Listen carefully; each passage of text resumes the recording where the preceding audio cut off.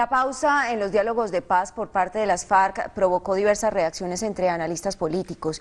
Mientras que para unos es una estrategia del grupo guerrillero, para otros se trata de una maniobra de distracción del gobierno nacional. Analistas políticos consideran que detrás de la pausa de los diálogos por parte de las FARC, lo que se esconde es una presión al gobierno nacional para lograr mayores beneficios en los acuerdos. En cualquier tipo de negociación no se pueden demostrar demasiado las ganas de obtener un logro determinado. Esta pausa lo que hace es darle tiempo a las FARC para que exijan más curules, más alcaldías y mayores beneficios políticos por una eventual negociación. Para Luis Guillermo Patiño, decano de Ciencias Políticas de la UPB, la pausa genera incertidumbre en los colombianos. Considero que esto es supremamente delicado en un momento en que el país está parado prácticamente por marchas y por paros de los diferentes sectores nacionales y genera un clima de mucha incertidumbre y de mucha problemática en el país. Sin embargo, se mostró confiado en que las FARC no terminarán el proceso, pues asegura que no les queda otro camino que negociar. Muy bien, y para analizar esta noticia, la noticia del día, hoy en Colombia saludamos a Carlos Vázquez, es el decano de la Facultad de Derecho de la Universidad de Medellín. Decano, buenas noches, y la primera pregunta, ¿por qué el gobierno se la juega con un referendo? Bueno, Juan, muy buenas noches, y realmente esa es la pregunta que nos hacemos todos. Tal vez es el mecanismo más sencillo, más elemental para lograr una respuesta del pueblo sobre una posibilidad de acceder a un proceso de paz. Pero la cuestión o el planteamiento no tiene que ser simplemente esta ley estatutaria que se está programando, que en sí lo único que modifica es el momento para realizar este tipo de referendo. Lo que tenemos que estar pendiente, como bien lo decía el señor Procurador General de la Nación en el día de hoy, es qué tipo de preguntas se le va a hacer al pueblo realmente en ese referendo. Esa es la parte que de pronto nos tiene un poquito desconcertados.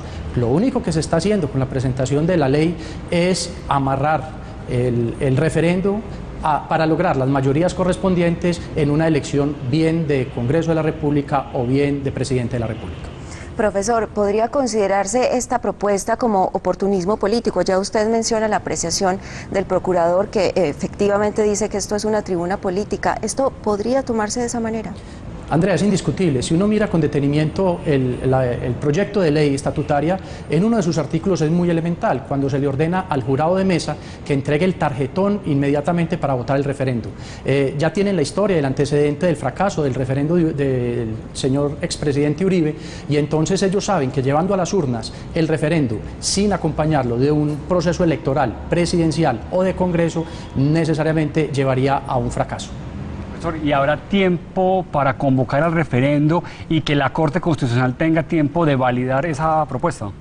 Es incuestionable que las mayorías en el Congreso se tienen, ya se habla de que es con mensaje de urgencia y se aspira a que rápidamente tanto esta ley como la ley de referendo sea aprobada. Es indiscutible que en el Congreso de la República no va a tener ningún problema de tiempo y necesariamente la Corte, porque es un problema eminentemente político, es una responsabilidad política, la Corte Constitucional deberá pronunciarse antes. Por eso es absolutamente viable desde el punto de vista de los tiempos establecidos.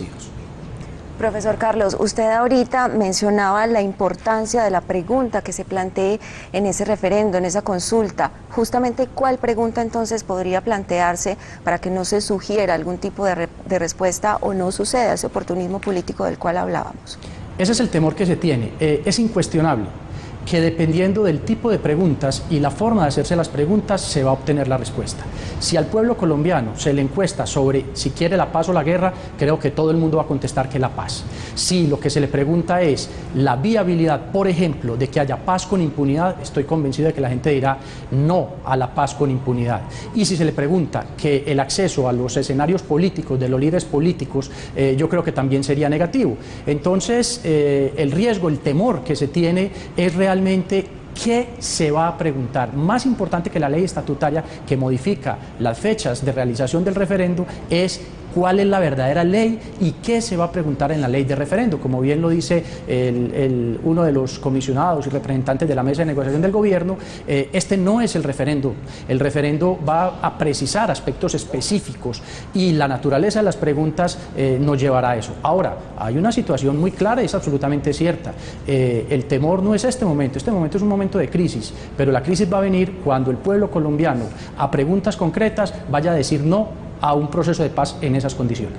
Muy bien, ya seguimos conversando con el profesor Carlos Vázquez, es decano de la Facultad de Derecho de la Universidad de Medellín, analizando esta noticia, el anuncio del presidente Juan Manuel Santos de traer nuevamente a Bogotá a todos los negociadores del equipo del gobierno que están en La Habana, y también el anuncio de las FARC de hacer esa pausa en el proceso de paz.